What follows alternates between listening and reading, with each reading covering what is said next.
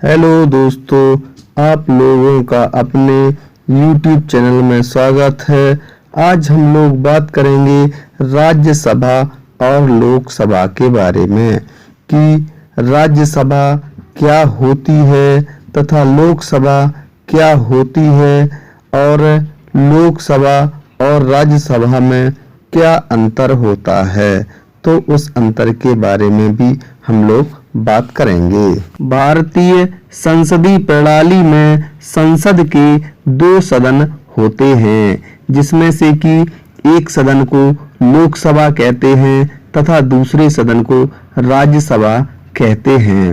लोकसभा जिसे कि आम जनता का सदन कहते हैं, क्योंकि इसमें जो सदस्य चुन करके आते हैं वह आम जनता से चुन करके आते हैं तथा वह आम जनता के द्वारा ही प्रत्यक्ष रूप से चुन करके आते हैं। इसलिए लोकसभा को आम जनता का सदन कहते हैं तथा इसे संसद का निचला सदन भी कहा जाता है।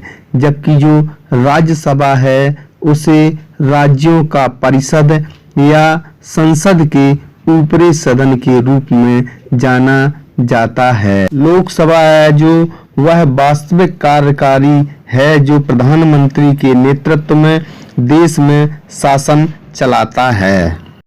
लोकसभा और राज्यसभा में अंतर।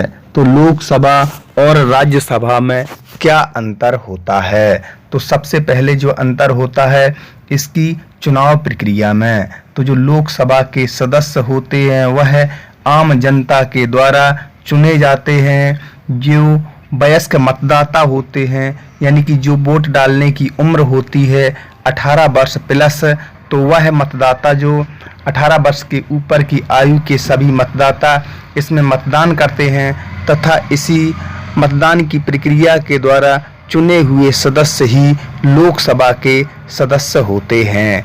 जबकि बात करते हैं राज्यसभा के बारे में, तो इसके जो सदस्य होते हैं वह राज्य विधानसभा के निर्वाचित सदस्यों के द्वारा चुने जाते हैं। लोकसभा का कार्यकाल 5 वर्षों का होता है, यानी कि लोकसभा के जो सदस्य होते हैं उनका कार्यकाल जो होता है वह 5 वर्षों का होता है।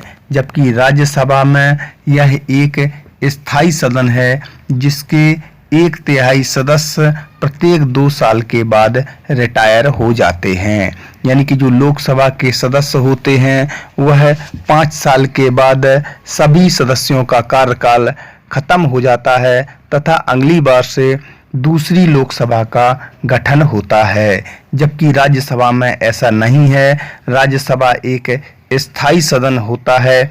इसके जो सदस्य होते हैं वह उनका कार्यकाल 6 वर्षों का होता है तथा उनका प्रत्येक 2 साल के बाद दोबारा से चुनाव होता है तथा प्रत्येक 2-2 साल के बाद वह रिटायर होते रहते हैं। तो जो राज्यसभा होती है वह कभी भंग नहीं होती है। यह एक स्थायी सदन होती है तथा इसके सदस्य का जो कार्यकाल होता है वह 6 वर्ष का होता है। अब अगर बात करते हैं लोकसभा के सदस्यों के बारे में, तो इनकी अधिकतम जो संख्या है वह 552 होती है। जबकि राज्यसभा के सदस्यों की अधिकतम संख्या 250 होती है। धन विधेयक को केवल लोकसभा में ही पेश किया जा सकता है।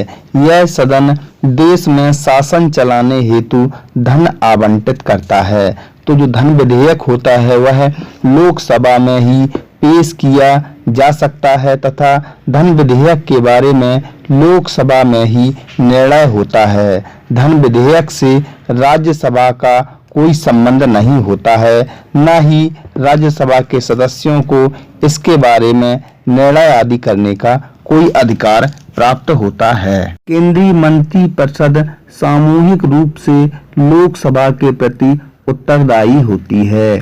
जबकि राज्यसभा में जो केंद्रीय मंत्रिपरिषद है वह सामूहिक रूप से राज्यसभा के प्रति उत्तरदायी नहीं होती है। यानी कि जो लोकसभा की केंद्रीय मंत्रिपरिषद होती है वह सामूहिक रूप से लोकसभा के प्रति उत्तरदायी होती है।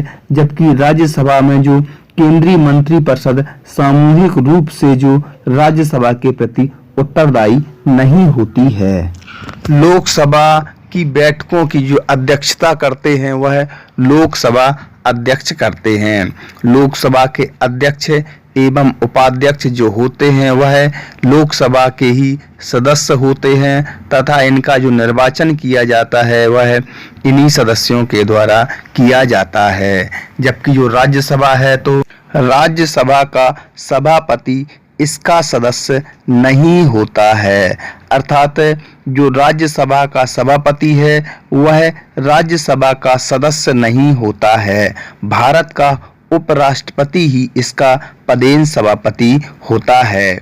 जबकि जो उपसभापति होता है वह राज्यसभा का सदस्य होता है तथा उपसभापति का जो निर्वाचन होता है वह राज्यसभा के सदस्यों के द्वारा किया जाता है। जबकि जो सभापति होता है उसका निर्वाचन राज्यसभा के सदस्यों के द्वारा नहीं किया जाता है तथा जो सभापति होता है वह राज्यसभा का सदस्य भी नहीं होता है। तो हम लोगों ने इस वीडियो में लोकसभा और राज्यसभा क्या है इसके बारे में जानकारी की तथा लोकसभा और राज्यसभा में क्या अंतर है उन अंतर को भी जानने की कोशिश की। अगर आपको ये वीडियो अच्छा लगा हो तो वीडियो को लाइक करें तथा चैनल को सब्सक्राइब करें। धन्यवाद।